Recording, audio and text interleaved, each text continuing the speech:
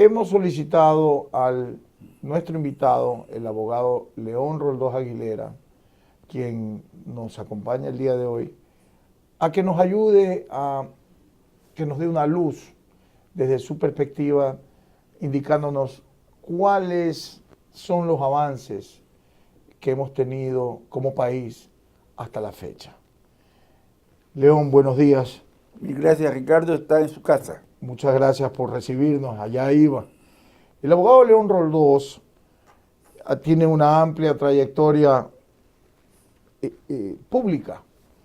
Él nunca ha dejado de ser educador, siempre ha estado en el magisterio y a pesar de haber estado en el magisterio desde el año 61 hasta el año 2006, que culminó su rectorado de una década en la Universidad de Guayaquil con éxito,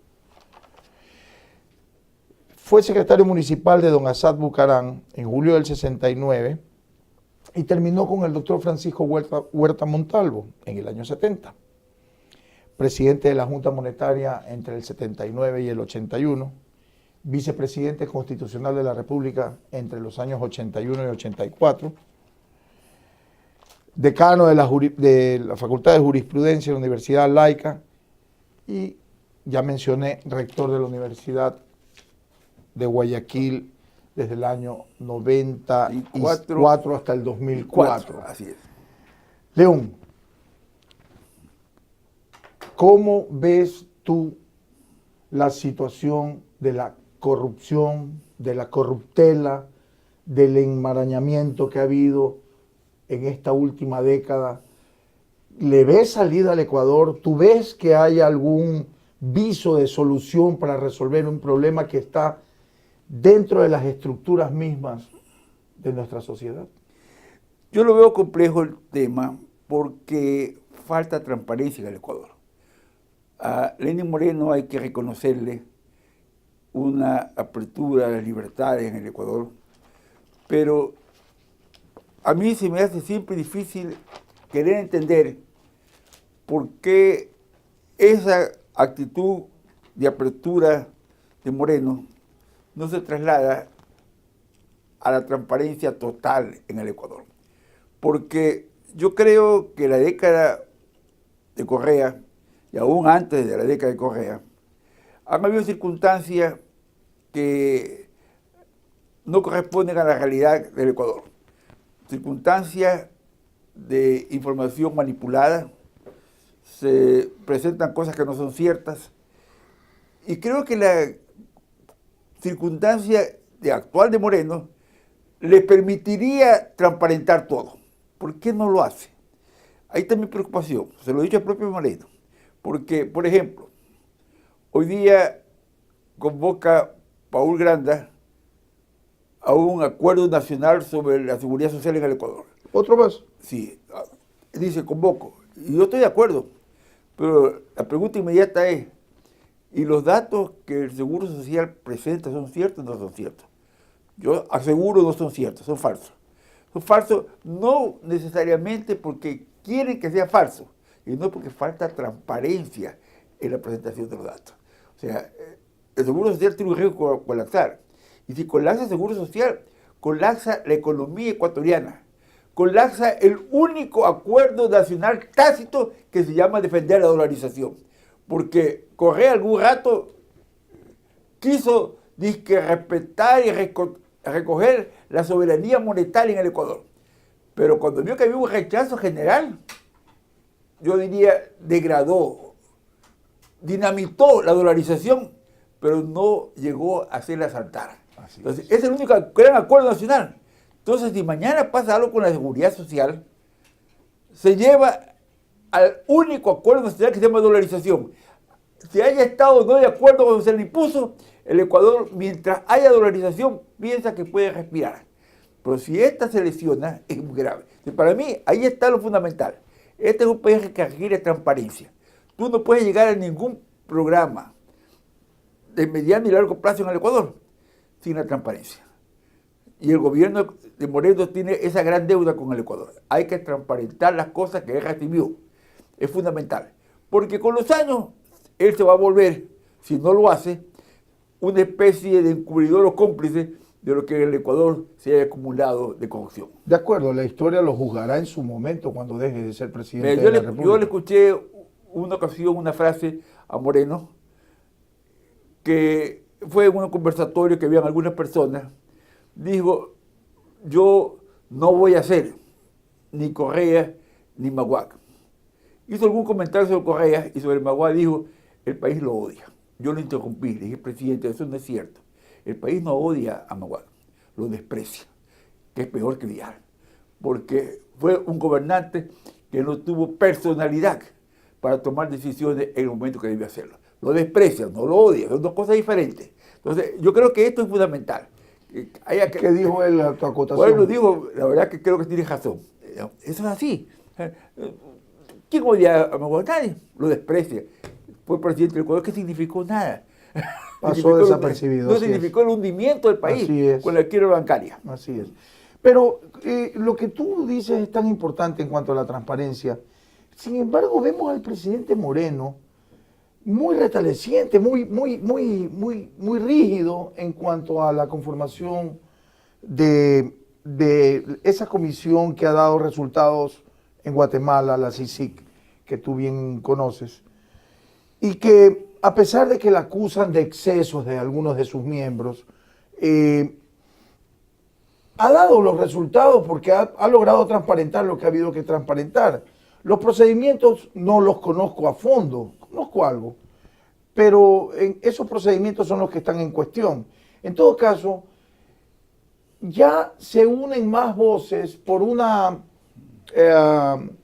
iniciativa que mencionó en un editorial, en su columna, el doctor Hernán Pérez Luz, en el diario El Universo, ya hace algunos meses, como tú recordarás.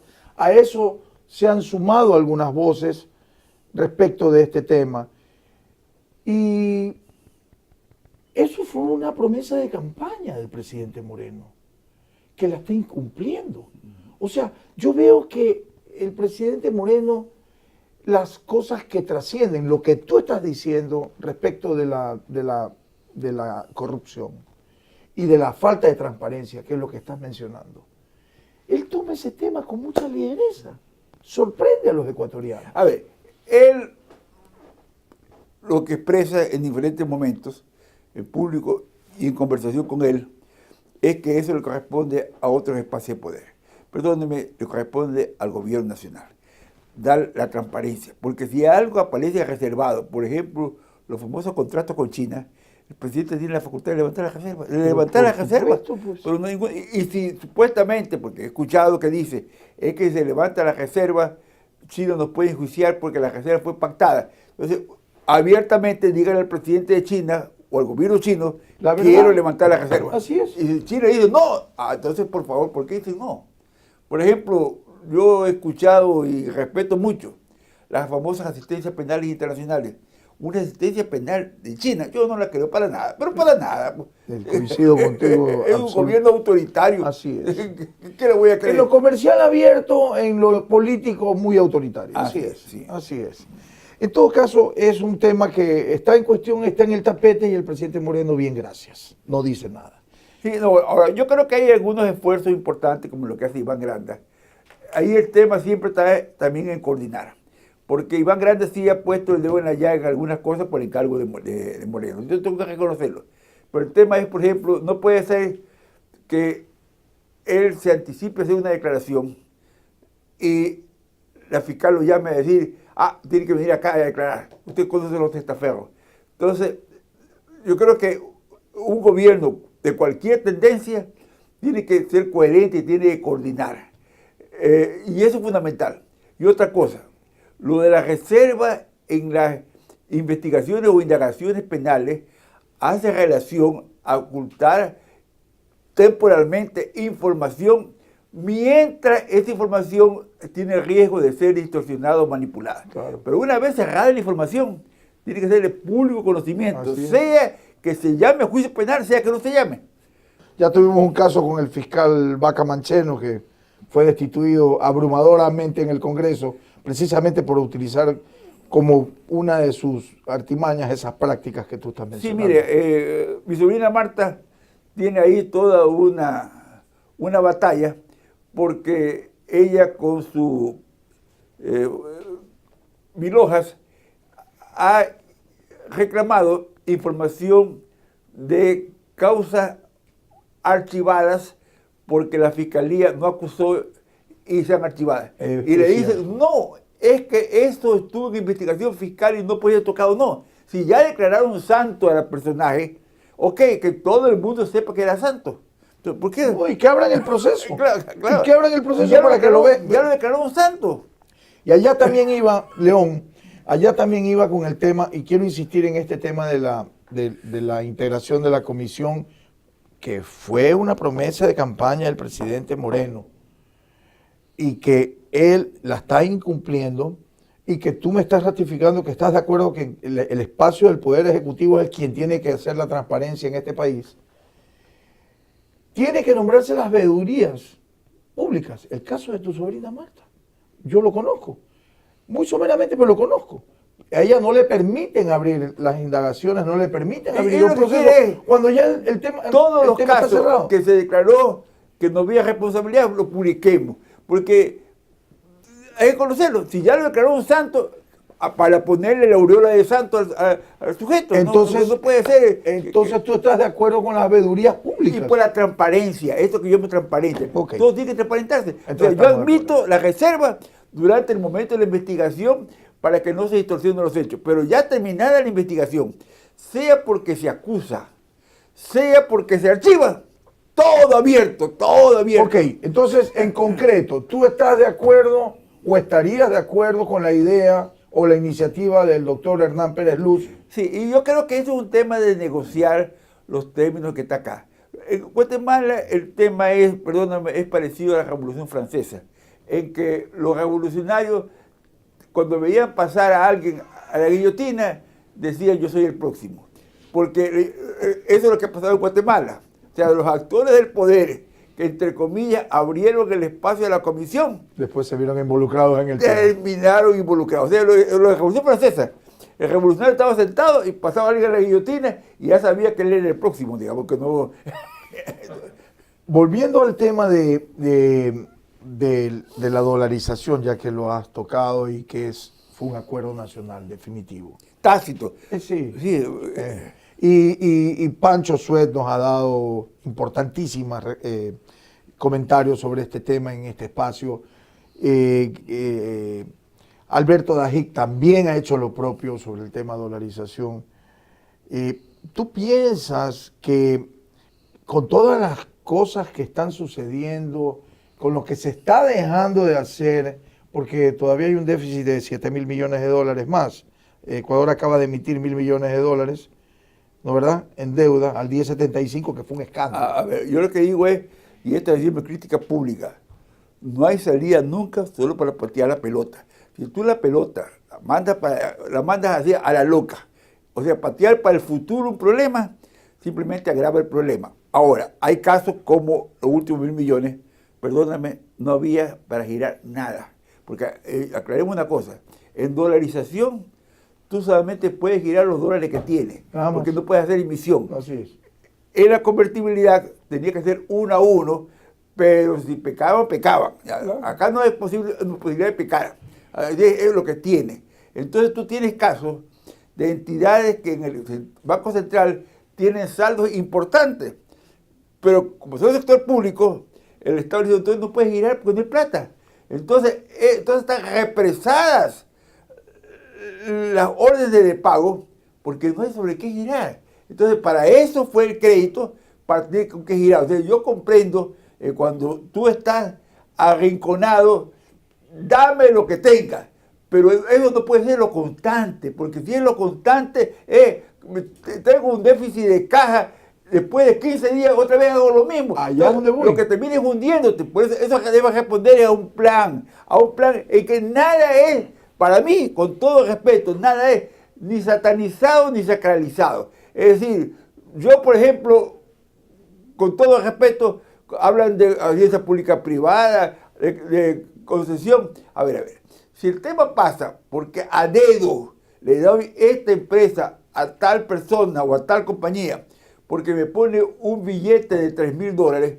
¿Y cuál es el plan de inversión? Después me va a regresar la calavera pelada después de 15 años. No, pues eso responde a un plan de inversión y a factores de competitividad. A eso responde, si lo quieres hacer. Es clarísimo que no hay un programa económico.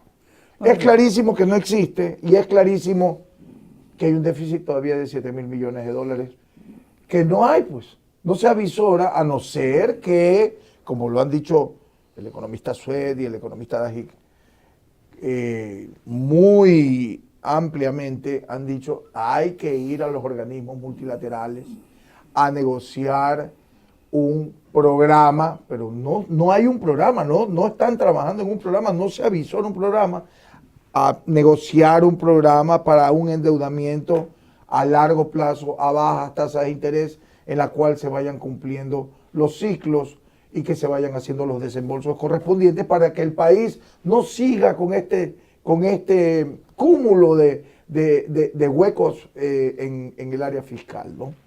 Entonces, ¿cómo tú ves a un Lenín Moreno que todavía tiene 2 años por delante para terminar su periodo y no tiene un plan claro de gobierno? No hay, pero un plan económico para presentarle a los organismos multilaterales de crédito para que nos resuelvan el problema que 10 años atrás pues se llevó el festín revolucionario. A ver, yo quiero partir de una premisa. Yo creo que lo peor que le puede pasar al Ecuador es que Lenín Moreno salga del gobierno en este cuarto de hora, porque sería de alguna manera dar un espaldarazo al Cojeato, por un lado, En eso estamos de acuerdo. y por otro lado, todo ensayo de asamblea constituyente, referéndum y todo lo demás, sería una locura. Estamos hablando de elecciones a 2 años. Ya te voy a hacer una pregunta respecto de eso. Y esto es un hecho real. Lo que hay es que, perdóneme usar así, presionar al gobierno para que tome la definición. Eso es lo fundamental. El tema no pasa por sustituir a Moreno, pasa por que el gobierno tome la definición. Estamos de acuerdo. Así es. Eso es lo fundamental. Así es. Pero son 7,000 millones el hueco. Sí, ya digo, y el problema es ese. O sea, cuando ya lo tiene con qué girar, lo tiene el Banco Central la plata, porque la entidad puede tener los saldos en el Banco Central, pero en la contabilidad. ¿Ya? Sí, León, es clarísimo, pero el hombre no tiene un programa económico. No lo tiene. No lo tiene y ¿Por qué no lo tiene? Y si habla generalidades, siempre se habla generalidades. ¿Y por qué no lo Y tiene? además, yo hago la broma, que sé que desagrada a alguna gente de gobierno, como que hay paquetes armados. O sea, y armo el paquete. Cuando sale un tema que en el país hace crisis, pinza con el paquete. Fue el caso de la señora Vicuña. A la señora Vicuña la tenía ya empaquetada, yo solamente para graficarla. La tenía así entiendo. Como cuando preparan un pavito o algo parecido para Navidad, ya lo tienen con papel aluminio ya adobado. Listo. Así estaba la señora Vicuña. Y el rato que pasaron 2 circunstancias, ahí salió, ya estaba adobado. Ya estaba lista para la foto. Estaba lista para la foto. Vamos a cambiar de tema, León. Vamos a hablar de lo político. Campaña política, seccionales, 40 y pico mil candidatos a diferentes dignidades en todo el Ecuador. Un país que fluctúa entre 16 millones y 17 millones de habitantes. No tengo la cifra exacta. ¿No te parece que es una locura, en primer lugar, la primera parte de la pregunta, que es una locura y que debemos ir a una revisión de la ley del CNE, de bajar ese porcentaje para, con miras al 21, en vez de tener casi 200 asambleístas, tener 80? Esa es la primera parte de la pregunta. Y la segunda parte de la pregunta, ¿tú le ves alguna relación a la elección seccional de marzo 2019 con la elección presidencial y legislativa del año 21? A ver, comencemos con lo primero. Yo creo que la normativa perdimos el año. Perdimos el año porque la normativa facilitó esta multiplicación de candidatos. Cuando minutos antes, una hora antes, nos encontramos y caminamos algunos pasos. Yo fui a ver una persona muy cerca de mi oficina. Habrá sido 200 metros haber caminado. En los 200 metros, yo creo que tengo cara ya medio de obispo, pero obispo no de religión ninguna, por sacar, pues no confundir a nadie. Y la gente se me acerca, y entonces, se va a reír usted. Se me acercaron 3 candidatos, 2 en la calle y uno aquí en el ascensor del edificio. Y me dijo, yo soy candidato, qué bien, que le vaya bien, digamos. ¿A qué? 2 eran a concejales y 1 al Consejo de Participación. Entonces, cuando tú ves esta multiplicación de candidatos, es una locura. Una locura, una verdadera locura, ya. Entonces, yo creo que ahí faltó la normativa, porque eso no puede ser, ya.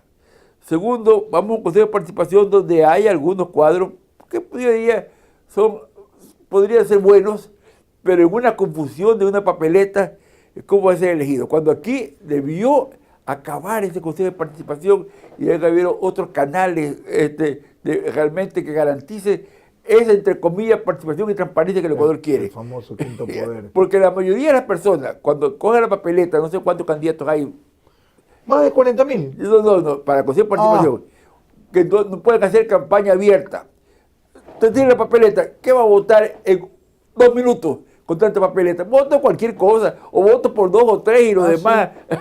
Sí. Entonces, el voto casi va a ser, salvo que haya alguien que tenga una imagen carismática, que brille, lo demás va a ser un voto irresponsable, perdón. Así es. Eso va a ser. Entonces, todo esto va a llegar a conformaciones, salvo algunos personajes importantes. No, y va a complicar más todo el manejo político del Estado. O sea, cuando eso debió ser la supresión de ese Consejo de Participación.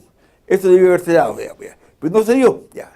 Entonces, yo creo que sí hay alguna influencia de una elección a otra, pero no es que marca necesariamente una tendencia, porque el que tiene una tendencia para subir, un proceso electoral puede llevar a que lo golpee y le cambie la dirección de subir, comienza a bajar.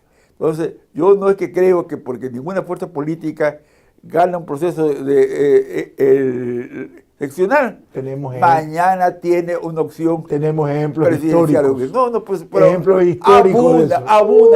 Abundan los ejemplos históricos. Abundan los ejemplos históricos. De los últimos 30 y pico de años. Y la historia, esa ha sido la historia. Salvo que haya personajes como Velasco Ibarra, que entonces ya era Velasco Ibarra, pero tiene que ser muy contado. Porque, por ejemplo, 2 ocasiones Ponce estuvo en esa línea y perdió las elecciones. Borja, estoy hablando de políticos serios del Ecuador.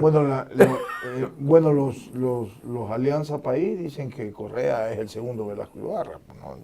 A ver, yo no creo que es el segundo Velasco Ibarra, pero evidentemente tiene una base electoral de un 20-25%, que es una base electoral fuerte, porque este gobierno es un gobierno que ha lanzado una serie de fuegos artificiales, supuestamente artificiales, yo creo que algunos ciertos, pero los temas de fondo de la corrupción al correato no se ha avanzado.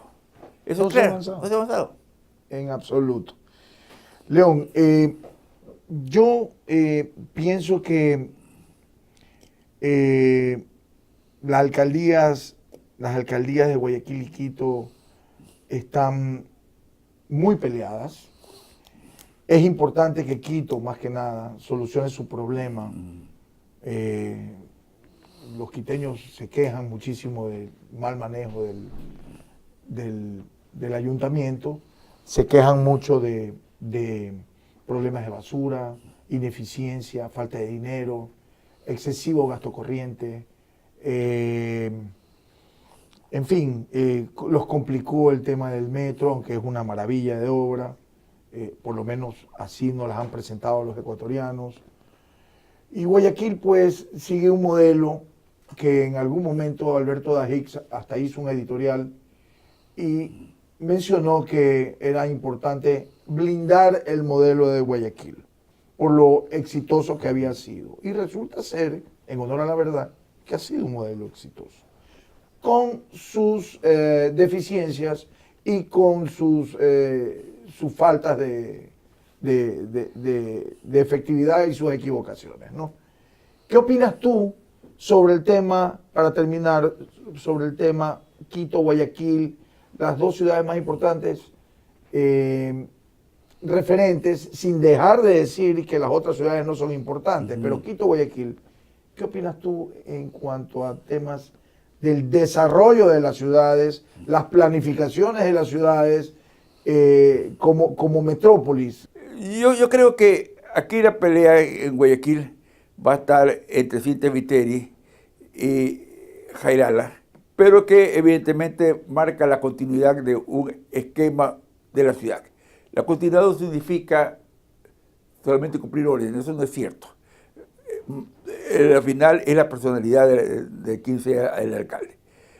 Jairala toma con pinzas problemas coyunturales en Guayaquil y lo presenta como que eso es el gobierno social cristiano de la ciudad. Entonces, y además lo hace con un estilo, como alguien decía antes, hay radios AM y FM. Entonces, cuando alguien habla en un tono, en un discurso, dice, oh, ya habla para una comunidad FM, pero hay que hablar para AM. Entonces, usted ve el discurso de Jairala, está para eso, está para intentar tomar con pinzas los problemas que pueden haber y no la globalización de la ciudad, porque así manejó la provincia. La provincia hizo realmente eso. Ahora, lo importante en estas elecciones es que llegan autoridades seccionales que nos manejen, nos responden argollas también. Ese es el otro problema. Son las argollas. La cultura política. Hay que tener cultura política, si no, no vamos a poder salir adelante. León, te quiero agradecer. Te quiero agradecer por tu tiempo, tus comentarios provechosos como siempre y magníficos y lúcidos. Te quiero agradecer mucho. Gracias. Señores, hemos presentado al abogado León Roldós Aguilera, parte de la reserva moral que tiene el Ecuador, indiscutiblemente. Muchas gracias. Gracias.